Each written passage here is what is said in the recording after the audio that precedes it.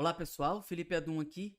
Na quinta-feira, dia 15 de junho, nós tivemos uma live com o Dr. Hélio Angotti, onde nós falamos sobre como ensinar ciências sem cientificismo. Discutimos assuntos muito interessantes, mas perdemos um pedacinho do início da nossa live, por isso essa introdução para você. Acompanhe aí o nosso debate, acompanhe nossa conversa e não deixe de compartilhar a nossa live. Maior de um processo que era mais natural, aonde eu tenho que provar e fechar algo que às vezes não tem uma explicação exatamente fechada, mas eu tento matematizar tudo e tento botar tudo em números, e aí o ser humano começa a incorrer em erros que, pega botando lá a estatística, o negócio, começa a incorrer em erros e dizer, olha, e se isso faz bem para a maioria, tá tudo bem. São probabilidades, né? A ciência, ainda mais quando lida com as ciências da saúde, né? Lida com a saúde humana, com a vida, ela não é, obviamente, de caráter tão exato quanto a própria física, que tem também os seus problemas, suas dúvidas e suas teorias que competem entre si na ciência. A ciência também tem escolas de pensamento, né? E às vezes uma teoria científica cai, outra sobe, né? Enfim.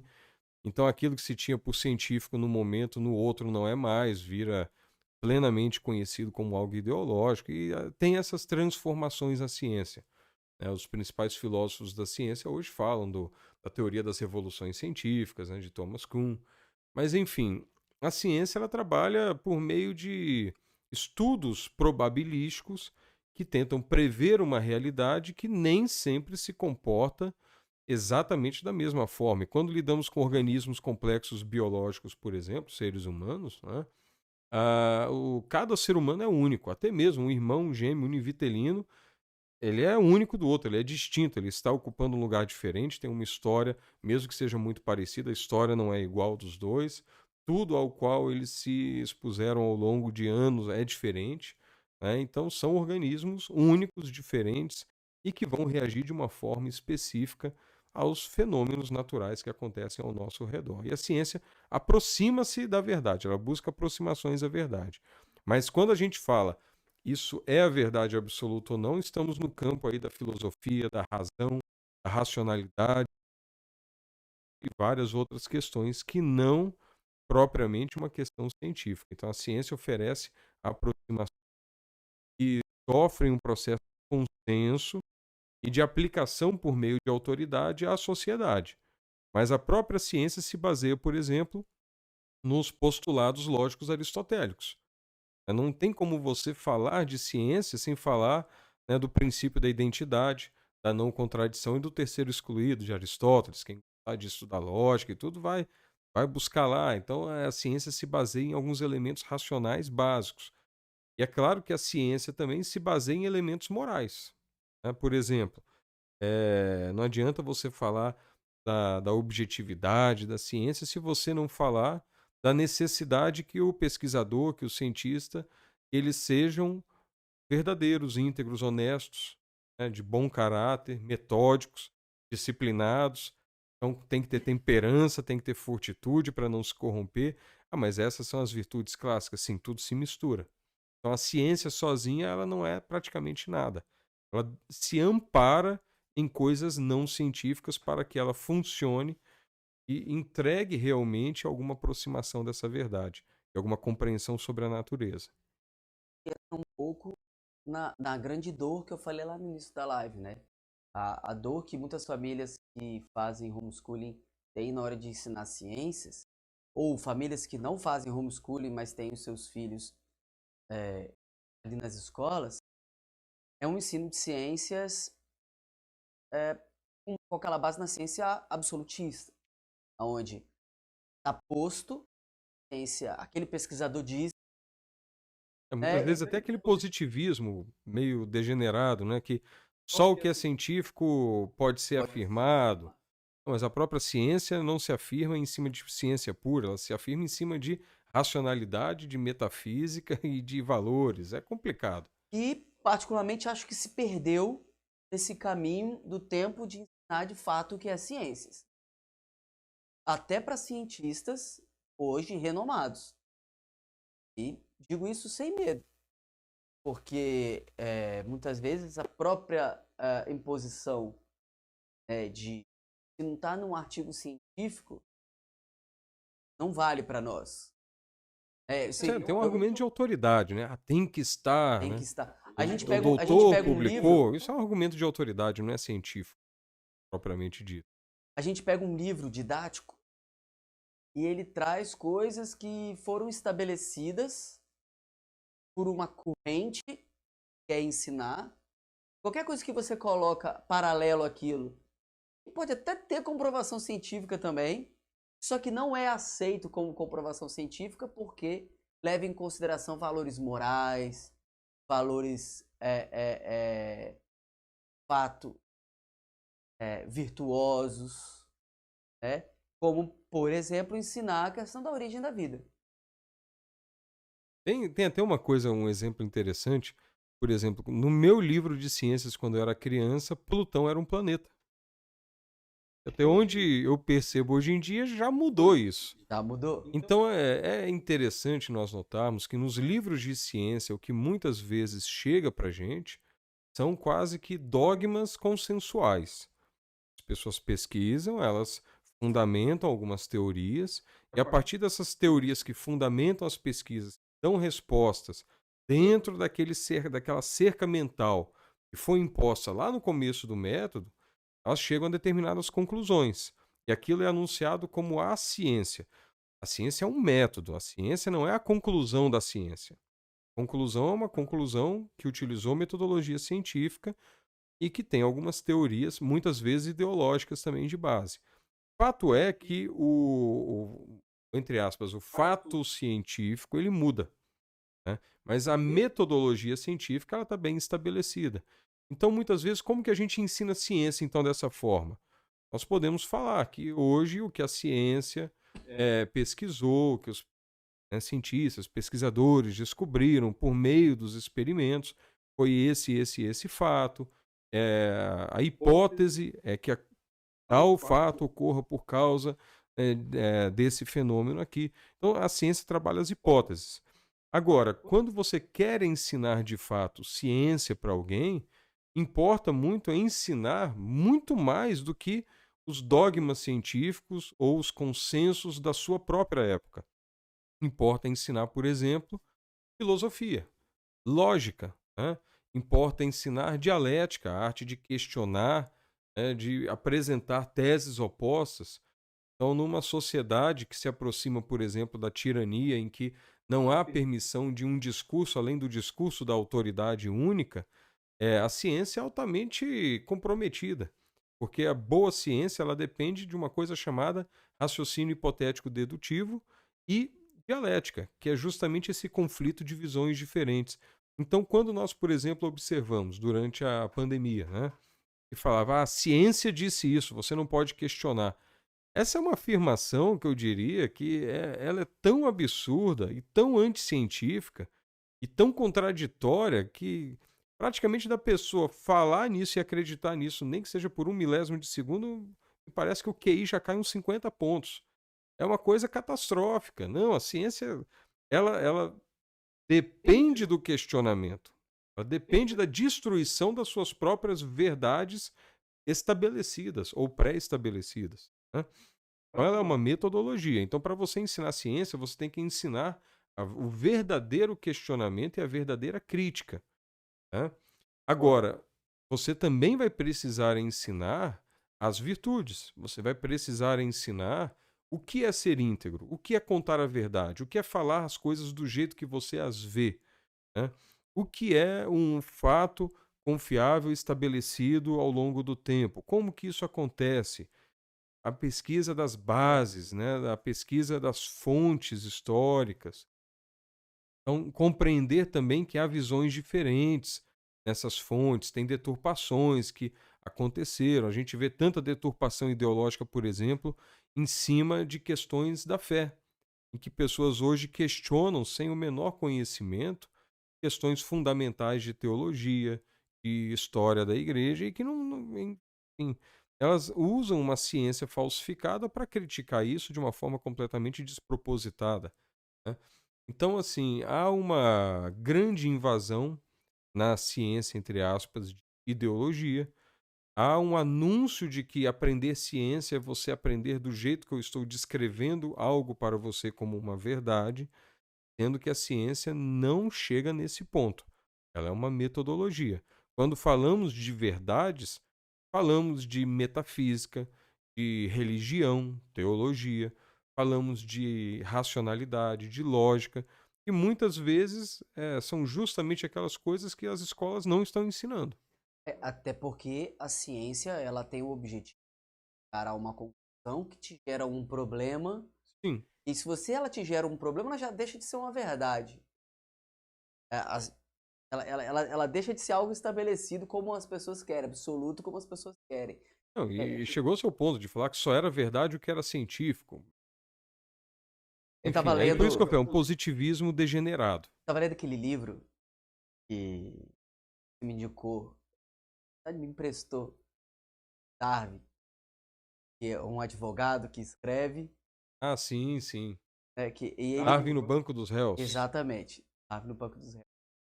E aí ele falando que nos Estados Unidos eles colocaram que tinham que ensinar o evolucionismo nas escolas. E aí ele entra com um processo dizendo, olha, então se vão ensinar evolucionismo, tudo bem, mas que se ensine também o criacionismo, né? Se ensine também a outra vertente de entendimento. E tem outra, o design E outro, o inteligente, design inteligente. que não Para quê? coincide Para em que se tudo tenha com o esse criacionismo, né? contraponto que você falou, para que de fato possamos discutir o que se diz sem vícios. Agora eu fico me perguntando, e aí aqui eu vou fazer uma provocação, eu não vai ter uma resposta aqui agora, mas até que ponto nas escolas os professores estão dispostos a ensinar o contraponto sem vício, né? Eu sou professor de ciências, estou dentro da sala de aula e ensino não só para os meus filhos, ensino há muito tempo, há pouco tempo, apesar de ser cara de novinho, mas eu ensino há muito tempo.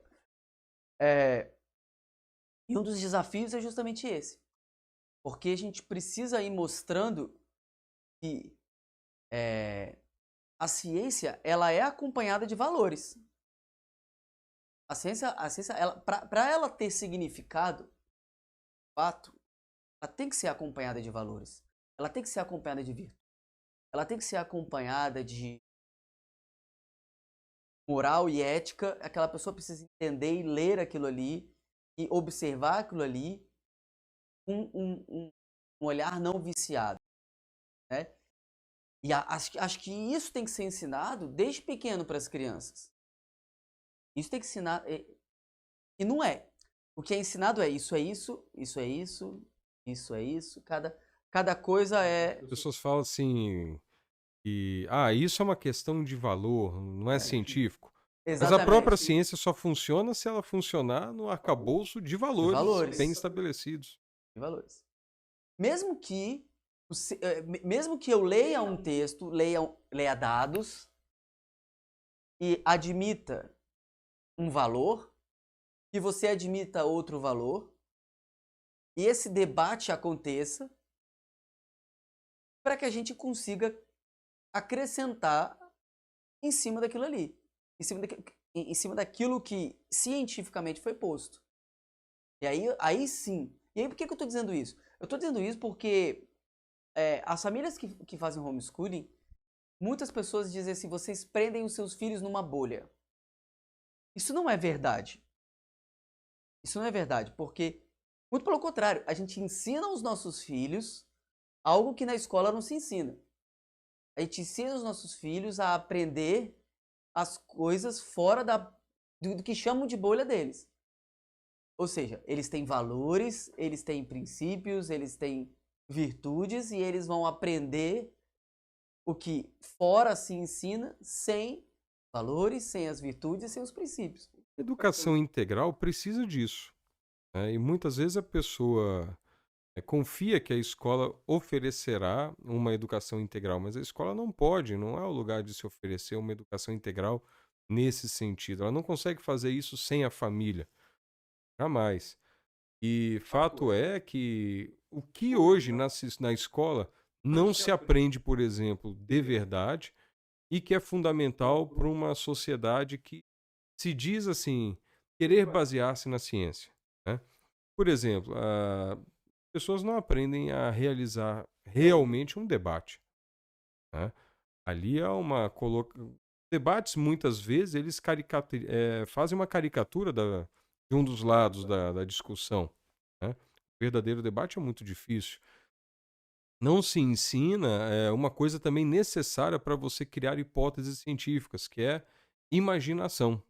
Imaginação nós ganhamos com literatura, experiência de vida, com cabelinhos brancos, começam a faltar os nossos cabelos, mas imaginação a gente ganha com isso aqui, né? Livros, né? Histórias, vivências. E hoje em dia você vê pessoas que chegam ao ensino superior sem nunca ter lido um livro de literatura de fato. Vivem só de resumos de uma coisa que lhes é dada pronta, né, por um professor que não estimula uma leitura.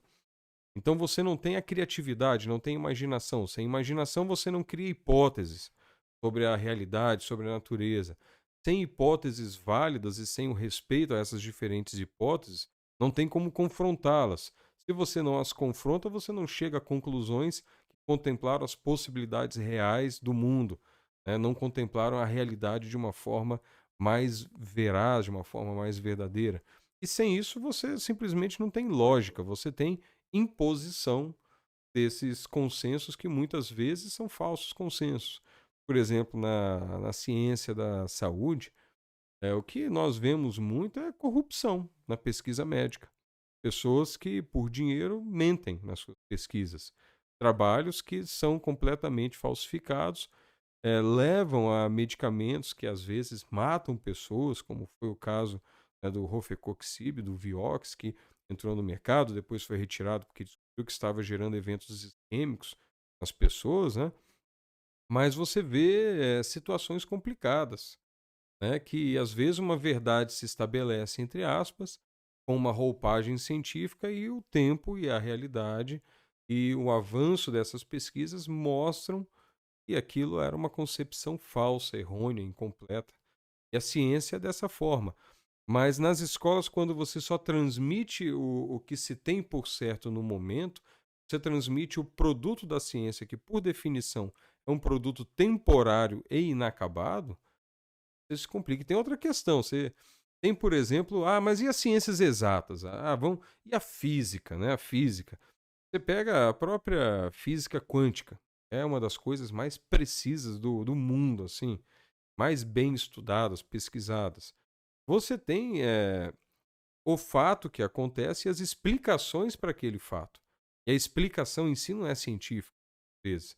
Então você tem explicações que pegam elementos da física quântica e levam aquilo para um lado completamente relativista.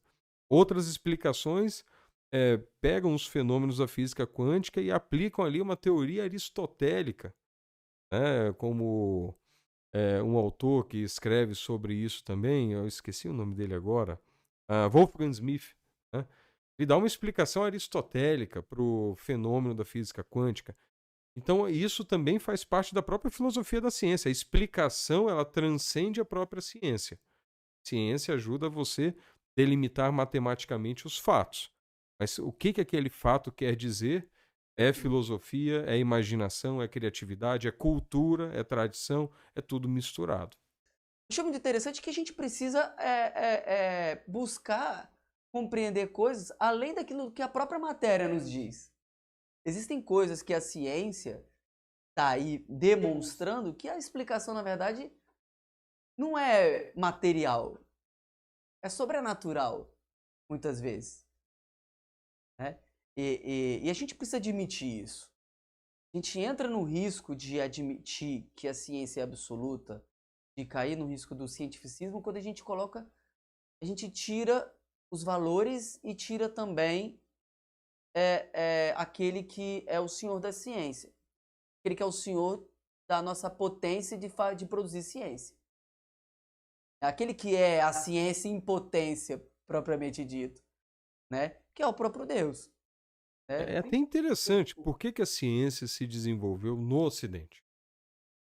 Então, muitas pessoas, várias teses para isso. Uma das possíveis explicações que no Ocidente, no cristianismo, né, conforme ele se manifestou majoritariamente, né, religiões ocidentais, você tem uma crença na inteligência da realidade, da existência, que é o Logos. Então você crê que o mundo funciona de uma forma ordenada, inteligente e, portanto, compreensível pela nossa inteligência, que funciona de forma análoga a essa inteligência que construiu o universo, e por ser uma construção ordenada, ela pode ser então compreensível e ela pode ser inclusive previsível, né? Então essa previsibilidade nada mais é do que a aceitação de uma constância na realidade que se baseia em leis, né, em padrões. E esses padrões são compreensíveis e geram significados para a gente.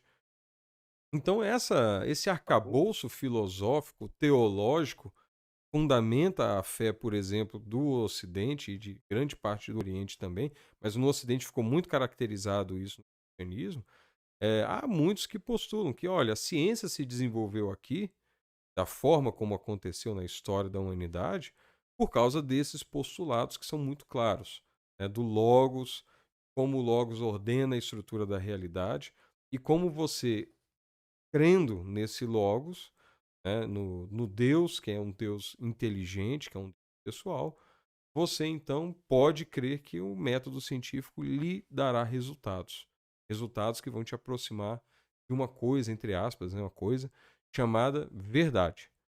Então, até isso entra no questionamento. E é importante a gente entender que essa ordenação das coisas feita pelo Logos, feito por Deus, dentro das ciências naturais, ela é visível, é palpável. Essa é a beleza. Inclusive, eu estava explicando esses dias para alguns pacientes que uma das maiores teorias que cada vez mais está sendo derrubada, está sendo sustentada por ativistas, mas cada vez mais perde sentido a questão do efeito estufa. Por quê? Porque a Terra, o planeta Terra, ele vive um ciclo. E de milhares e milhares de anos, a Terra ocupa um lugar no espaço. E ocupa uma exposição ao Sol. E ocupa uma exposição, por exemplo, a própria questão do derretimento das geleiras. A gente vê que, se a gente pegar estudos do passado, a gente vai ver que eles se repetem. Tivemos eras glaciais e grandes e eras mais degelos, quentes. né? E isso se repete com uma frequência que os Eu lembro que matemáticos até gostam. associaram com alguns fenômenos solares, né, de aumento da Sim. incidência de certos raios solares. Isso é um Isso assunto. dá pano para manga. Anota aí, produção. Isso é um assunto Ai, ai. isso é um assunto que rende uma live para te falar só sobre isso. Mas é interessante a gente ver que as coisas se repetem, né? Na live passada eu falava assim, não interessa se a árvore ela tá no meio da mata ou se ela tá no meio da Avenida Brasil, no Rio de Janeiro, as folhas dela vão cair no outono. Eu tô pegando a coisa mais simples do mundo. Aquilo se repete porque existe uma ordenação natural das coisas, né? E a ciência, na verdade, ela precisa ser enxergada, e aí a gente encaminhando para o que de fato eu quero dizer nessa live, no tudo, é que nós precisamos ensinar ciência sim. Porque tem famílias que têm medo de ensinar ciências. Sabia disso? Tem famílias que têm medo de dizer para a pessoa, um cientista é uma pessoa boa. O cientista pode ser uma pessoa boa, né? Ele pode ser uma pessoa boa se ele for formado nos valores, se ele for formado em moral, se ele de fato entender o que é ciência e o lugar da ciência dentro da conclusão da coisa. E muitos cientistas, inclusive, foram sacerdotes, né? Foram pessoas profundamente religiosas. E isso só incentivou a ciência boa a ser feita, né? De E que fato. até hoje muitas coisas estão aí por causa dessas pessoas. Uhum. Por causa dessas pessoas. Então nós precisamos hoje entregar para os nossos filhos uma ciência que diga, olha, precisamos investigar, precisamos ser investigadores, precisamos ser cientistas investigadores. Eu gosto da visão do cientista como um investigador. Eu também sou um cientista. Tem um tempinho que eu não produzo alguma coisa de artigo onde te diz a autoridade, né? Mas, apesar de já ter produzido bastante, mas eu ter pra cá mais me dedicado à sala de aula. Mas eu gosto desse papel do cientista que é um investigador. Que vai chegar, vai olhar, vai observar, vai questionar, vai refletir, vai contemplar aquela beleza que ele está vendo ali, porque é um belo. Às vezes não é tão bonito que a gente está vendo. Acho que vamos discutir aqui a diferença de bonito para belo agora, mas aquilo que está acontecendo, aquele fenômeno que está acontecendo, para quê? Para que ele possa tirar uma conclusão. Então, ensinar ciências da natureza para essas crianças dentro de casa, que é o nosso papel ali, nós que fazemos homeschooling, mostrando, olha, a ciência é importante, vamos observar, vamos crescer nisso. Hoje nós temos estes postulados feitos por cientistas, mas nós temos estes postulados que são contra os nossos valores, são morais. Esses postulados não foram construídos da maneira correta, né? Porque existem também aqueles postulados que não de uma maneira exemplar como deveriam ser e que hoje estão postos. Então a gente precisa trazer, e é essa proposta que a gente em breve vai trazer para vocês no material, de um trabalho de investigação, fazendo com que essas crianças elas possam aprender ciência, possam não ser aquelas pessoas aquelas crianças que se colocam dentro de uma bolha, mas que elas saibam sair para aprender o que outras pessoas falam com um caráter construído, com a base científica, que é a base da filosofia, na base da moral, a base dos valores, no nosso caso, os nossos valores cristãos, de entender que Deus criou todas as coisas, que é por Deus que as coisas existem, para que a gente domine e que a gente possa compreender tudo. E eu acho muito legal quando você cita, por exemplo, nas nossas aulas, que você vai falando ali, por exemplo, de Aristóteles, falando de tudo que Aristóteles falava. Eu acho que se Aristóteles tivesse vivido depois de Jesus Cristo, eu acho que ele ia falar assim, tudo se encaixa. Tanto é que Aristóteles foi praticamente apresentado, né, em amplo senso para o mundo ocidental por Tomás de Aquino, por Exatamente. São Tomás de Aquino. E, enfim, muitas verdades estavam ali, foram aprendidas e trazidas até hoje. Isso faz parte do esforço científico, essa submissão à verdade, né? E Tomás de Aquino dizia sempre, né, que a verdade ela é boa e a fé ela é boa, é verdadeira e é racional. Então, se lhe parece às vezes que a fé não é racional, que não tem racionalidade, é porque se desconhece provavelmente a fé ou se desconhece a própria racionalidade. A realidade ela coincide, de fato, né, com o que é racional, com o que é bom, com o que é verdadeiro. E a ciência, quando ela progride, provoca o bem das pessoas, é porque ela se submeteu a esse tipo de fato. Paulo II, depois, ele tem um documento chamado Fé e Razão, que eu gosto muito.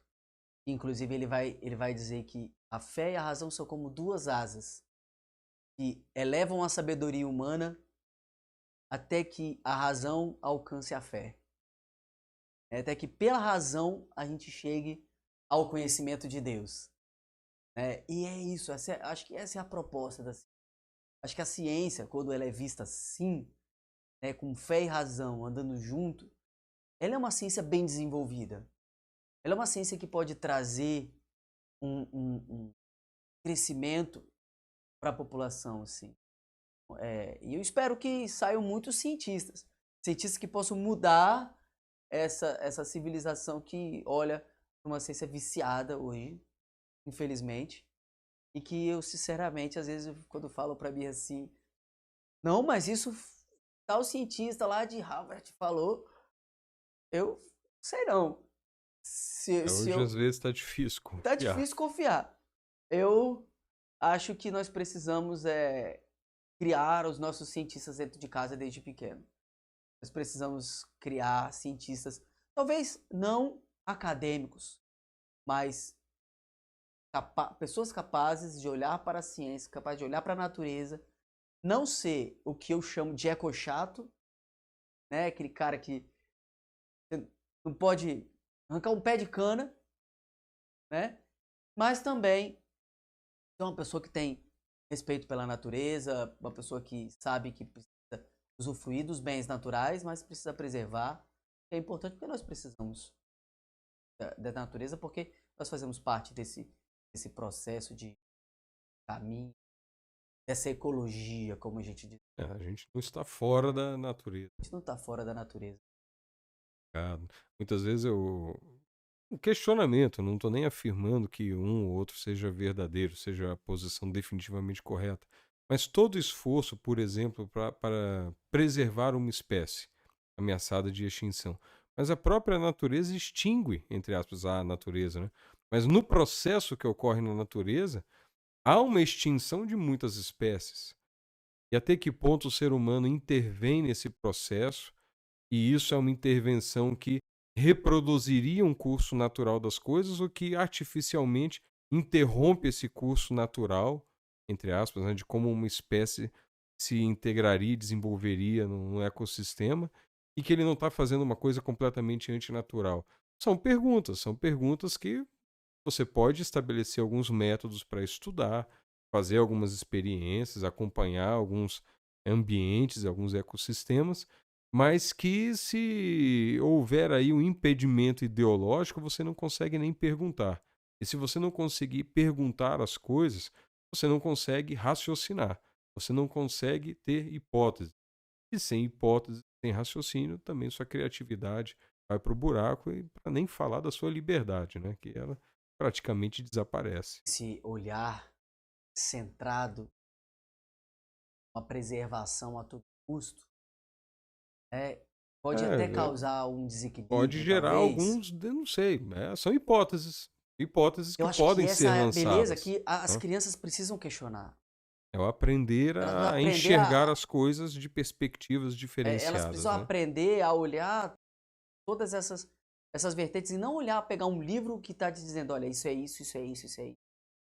É claro, se eu vou ensinar estados da água para uma criança, a água está ali. A água tem estados bem estabelecidos, Estados bem estabelecidos. Inclusive, esses dias eu explicava uma coisa, isso é um assunto para outra live, mas eu explicava para uma pessoa, eu estava falando, inclusive a água, antes do primeiro dia da criação, ela já estava lá. É isso que a palavra de Deus nos diz. A água já estava lá, antes do primeiro dia da criação. E estava como, no seu estado gasoso, depois Deus pega e separa o firmamento, cria o firmamento, cria o céu, e aí separa a água de baixo da água de cima, da água líquida, da água gasosa, e aí todo o ciclo da água já começa ali naquele processo. E esse entendimento é muito interessante. Levar a criança a compreender que o que acontece hoje no nosso dia a dia acontece desde sempre. E que é importante a gente ter esse processo de preservação também e entender como é que os animais e as plantas se comportam também dentro dos seus ecossistemas. E que é natural o processo de extinção Claro, existe, A existe o papel intervenção humano humana, né? Com na certeza. coisa. E aí a gente entender até onde o Isso ser precisa ser humano. compreendido, É, chegar numa conclusão. mas que também o processo de extinção é algo natural. É algo natural. Nós não temos os dinossauros aqui hoje. Nós sabemos que os dinossauros, eles existiram. É fato, isso é fato. Os dinossauros existiram. Mas, como eles não estão conosco hoje? Foi natural. Algo natural que aconteceu. Né? Nós temos alguns animais aí que datam de épocas muito, muito antigas, tão próximas de do que se dizem que eram os dinossauros. Né? Então, o que são os dinossauros? Será que são aquilo que a gente vê em filme? Então, todas essas explicações elas são interessantes quando a gente usa isso, Hélio, que você colocou, que é uma ciência que é transcrita e ensinada com o imaginário, com a capacidade de criticar, com a capacidade de observar, com a capacidade de questionar. Né? Claro, com uma criança pequena, filho Daniel de 8 anos de idade, não vai chegar a conclusão nenhuma.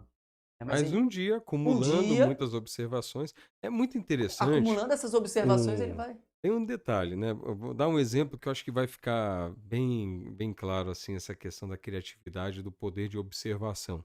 Como isso, é claro que vai depender da sua experiência, da sua carga cultural e por aí vai. Mas as grandes descobertas científicas, de regra, foram feitas muitas vezes por acidente. Então, a descoberta do antibiótico, da penicilina, foi um acidente de laboratório. Esqueceram, né, uma placa onde crescia bactéria lá, né, perto da janela, e deixaram aquela placa lá alguns dias, né, com o laboratório, enfim, meio abandonado, vazio durante alguns dias, e quando voltaram, a- aquele experimento das bactérias estava estragado. Um fungo tinha, né, se embrenhado lá dentro e tinha destruído as bactérias. E estragou o experimento. Aí, de repente, pararam, observaram aquilo com calma. E aí veio uma hipótese, e aí depende da criatividade, do poder de observação de fato, e não é metodologia científica, ou aquele fenômeno do insight, né, da eureka, né? É isso, né? Uma ideia que surge, e é difícil até explicar de onde, mas que olharam para aquilo e falaram, olha, ao redor do fungo, as bactérias não estão crescendo.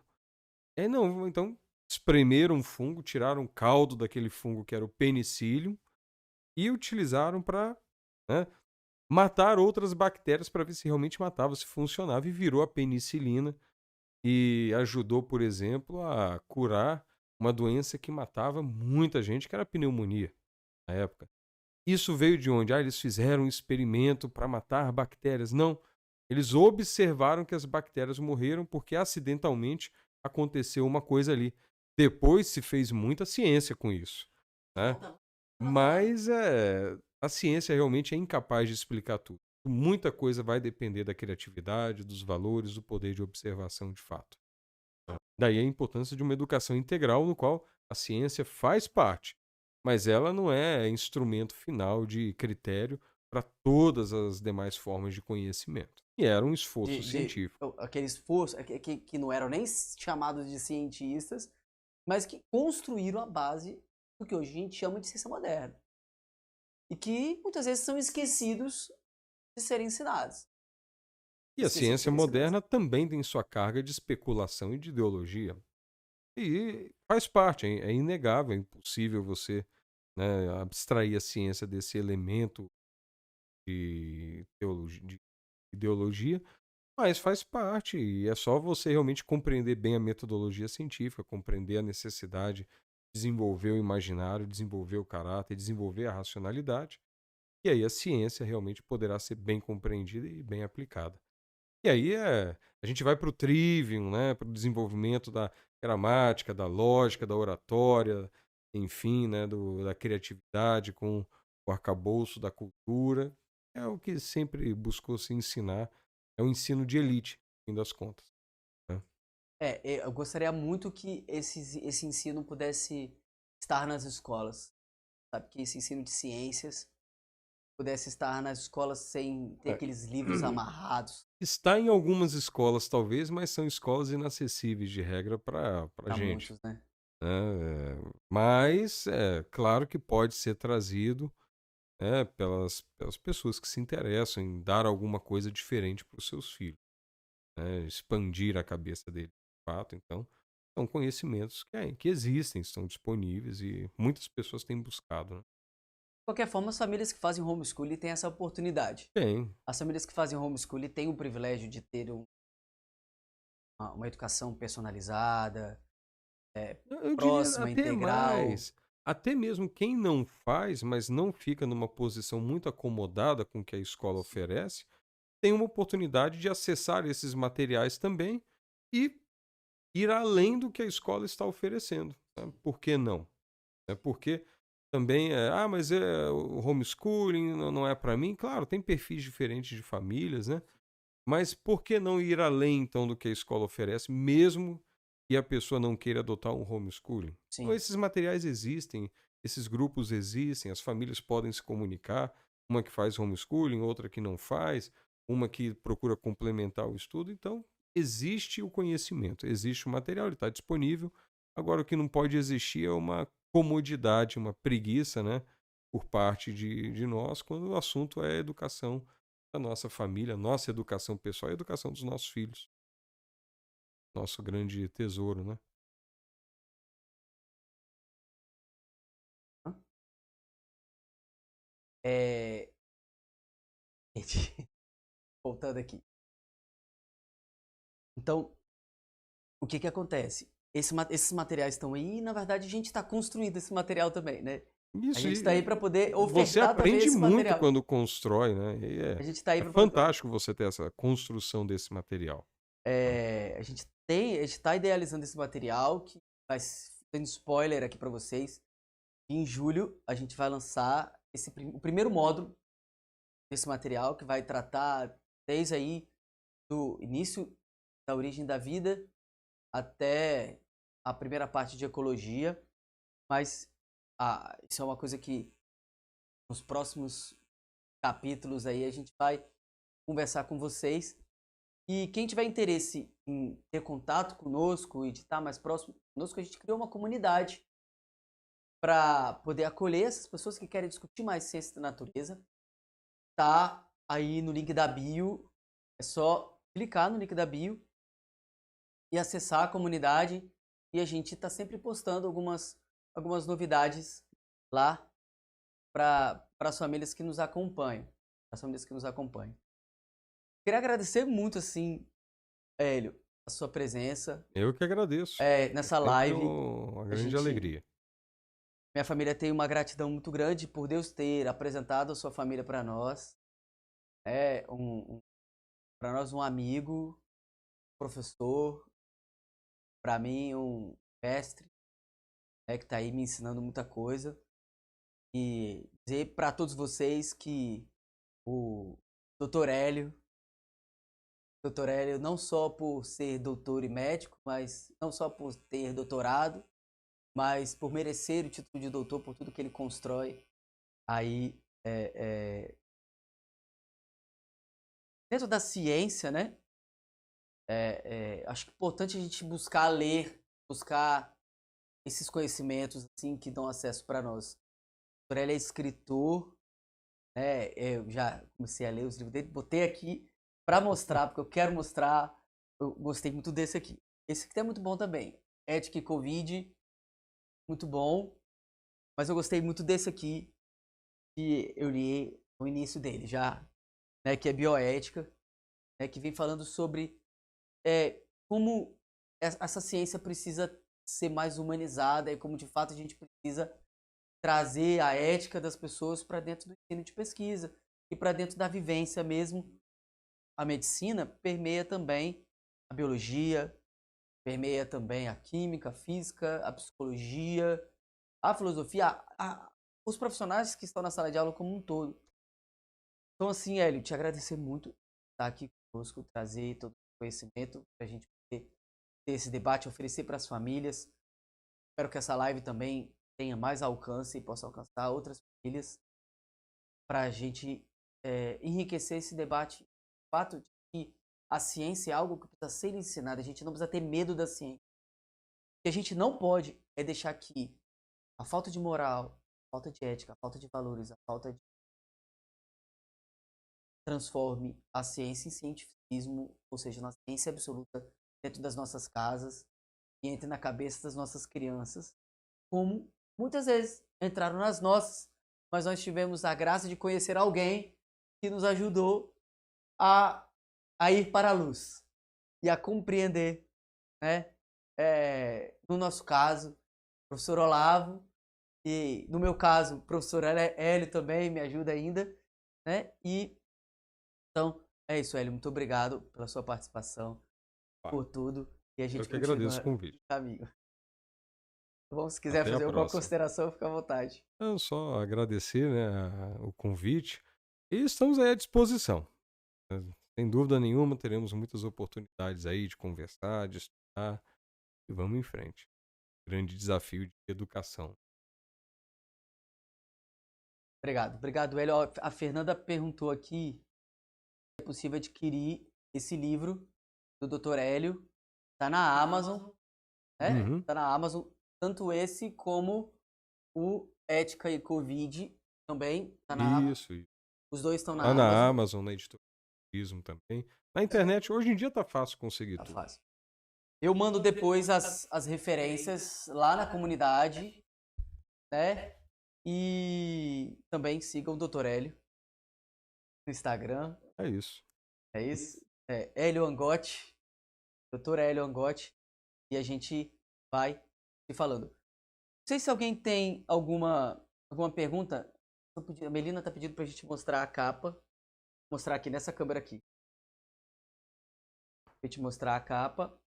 Esse aqui é o Ética e Covid. Esse outro aqui é o Bioética. Certo? Não sei se alguém tem mais. Se alguém tem alguma pergunta aí para nós. Um pouco atrasado para mim aqui. Bom, quem tiver perguntas, deixe nos comentários. Não deixe de compartilhar essa live com as outras famílias. E na semana que vem, na quinta-feira também, às 8h30, o tema é mais prático. A gente vai conversar um pouco sobre como ensinar ciências a partir da observação. Né? Como é que a gente vai fazer? A gente vai ficar só na teoria com as crianças? Não. A gente vai dizer um pouco como ensinar ciência a partir da observação com as crianças, como ensinar as crianças a observar a natureza, construírem essa ciência que a gente quer que eles. Então eu espero vocês na próxima quinta-feira, às 8h30, aqui nesse mesmo Instagram. Beleza?